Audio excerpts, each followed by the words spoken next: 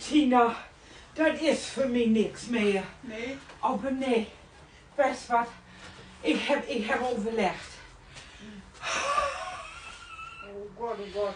Tina, seit 300.000 Jahren lebt der alltöffelige Mensch auf dieser Ehe.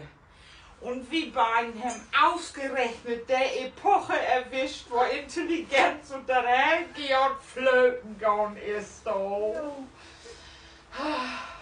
Du, da ist nur nein.